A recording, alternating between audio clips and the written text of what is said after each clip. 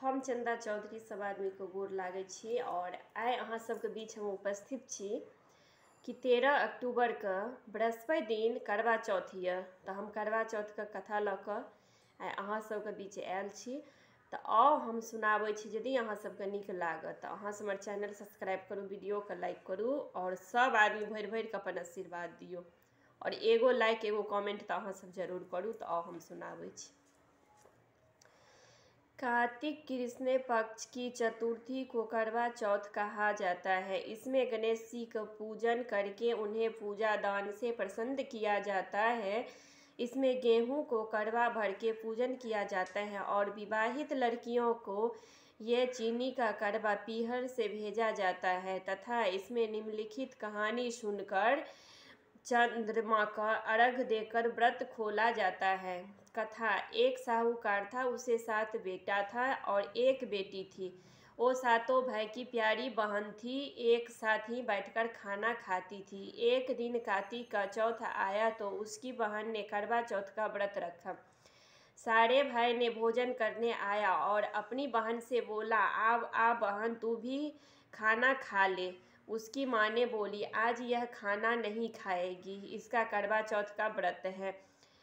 जब तक चांद नहीं निकलेगा तब तक ये खाना नहीं खाएगी। उसके भाई ने छल कपट से जंगल में आग लगाकर जलाकर और चलनी से चांद दिखा दिया। वो अपनी भाभी से बोली, भाभी चलो चांद निकल आया है, अर्घ दे लो। उसकी भाभी बोली, ये तो तेरा चांद निकल आया है, हमारा तो रात को निकलेगा। यह सुनकर भाई का कहने से उसने चांद को अर्घ दे दी और बैठकर खाना खाने बैठ गई। पहला टुकड़ा तोड़ी तो बाल निकल आया, दूसरा टुकड़ा तोड़ी तो छींक मारी, तीसरा टुकड़ा तोड़े तो राजा के घर से बुलावा आ गया। राजा का लड़का बीमार था, जल्दी भेजो। माँ ने लड़की के पहनने के लिए 3 बार संदूक खोली, 3 बार सफ़ेद कपड़ा निकला। अब उसको सफ़ेद कपड़ा पहनकर ही ससुराल भेज दी और माँ ने लड़की की पल्लू में एक सोने का सिक्का बांध दी और बोली, रास्ते में जो भी मिले पैर पड़ती जइयो, तुझे सुहागन की आशीर्वाद दे, उसे सोने को सिक्का दे देना और पल्लू में गांठ बांध लेना।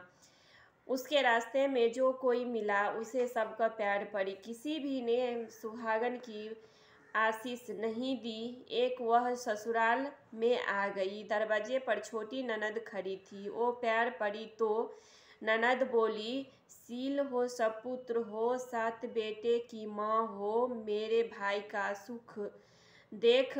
अब उसके सोने को सिक्का ननद को देकर पल्लू में गांठ मार ली और उसे बाद वो अंदर आई तो उसे देखे कि उसका पति तो मरा हुआ है। अब वह उसे लेकर एक कोठली में बंद होकर रहने लगी। 1 साल तक वह सेवा करी। उसकी सास खवासनी के हाथे बची खुची रोटी भेज देती थी। इस प्रकार से उसे अपने पति को सेवा करते करते 1 साल हो गया। करवा चौथ का व्रत आया। सारे पड़ोसन ने नहा धोकर करवा चौथ का व्रत रखा। सब ने सिर धोकर हाथ में मेहंदी लगाई, चूड़ी पहनी। वह सबको देखती रही। एक पड़ोसन बोली, तू भी करवा चौथ का व्रत कर ले। ओ बोली, मैं कैसे करूं? ओ बोली, करवा चौथ माता ने कृपा से सब ठीक हो जाएगा। उसने कहने लगी, व्रत रखा। थोड़ी देर के बाद करवा बेचने वाली आई। करवे ले लो, करवे ले लो, भाइयों को प्यारी करवे ले लो।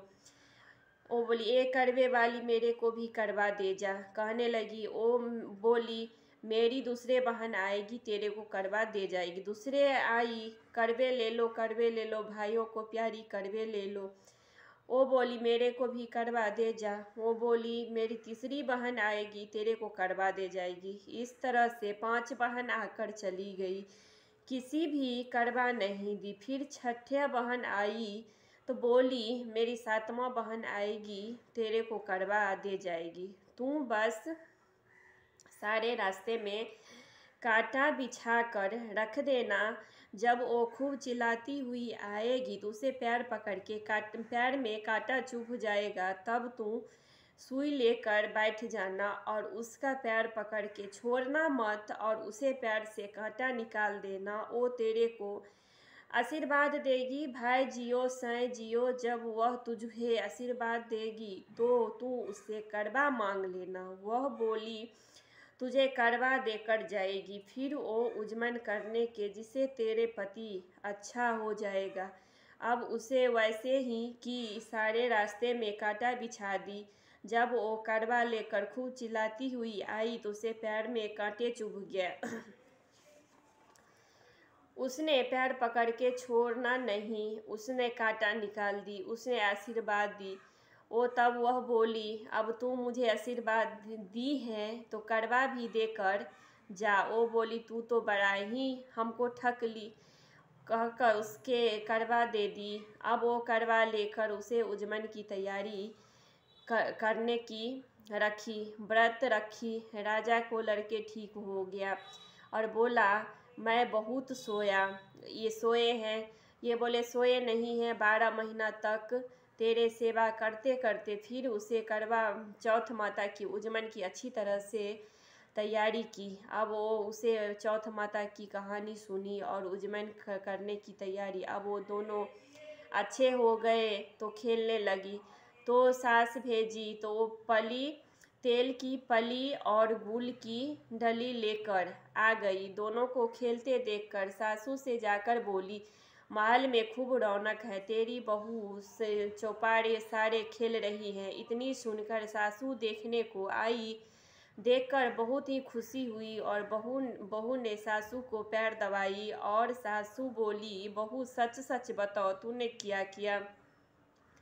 उसने सारा हालात अपनी सासू को बताई तो राजा के सारे शहर में ढिंढोरवा पिटाकर अपनी पति को जीवन सुरक्षा के लिए सब बहन को करवा चौथ का व्रत रखने पहले करवा को अपने पीहल में जाकर उजमन करे। हे चौथ माता, जैसे राजा को लड़के को जीवन दान दी वैसे सब किसी को देना। कहानी सुनते समय कटोरी में चावल लेकर चांद को अर्घ देते समय ऐसा 7 बार बोलना।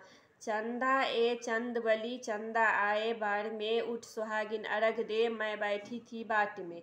कहाँ तेरा कारवा कहाँ तेरा हार, सोने का मेरा कारवा जगमोतियन की हार। कहाँ बसे तेरा पैरवा कहाँ बसे ससुराल, आम तरे मेरा पैरवा नीम तरे ससुराल। चंदा ए चंदा।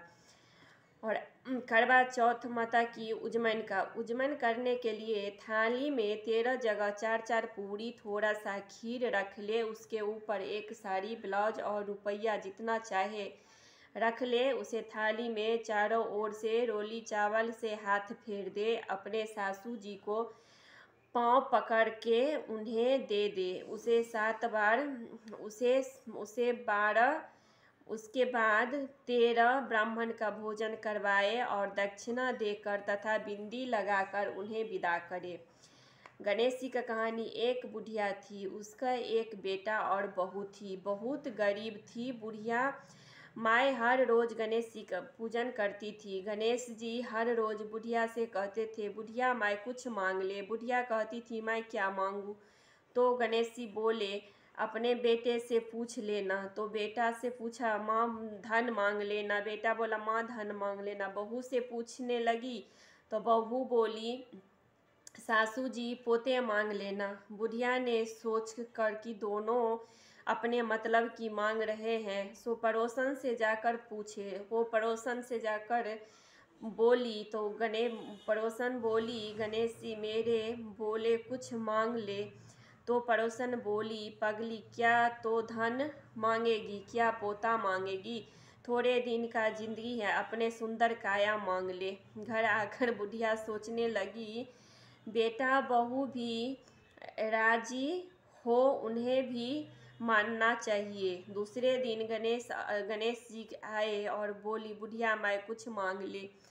बुढ़िया ने कहने लगी मुझे सुंदर काया दे दो, सोने की कटोरे में पोते को दूध पीता देखूं, अमर सुहागिन दे दो, निरोगी काया दो, भाई दो भतीजा दो, सारा परिवार दो, सुख दो, मोक्ष दो।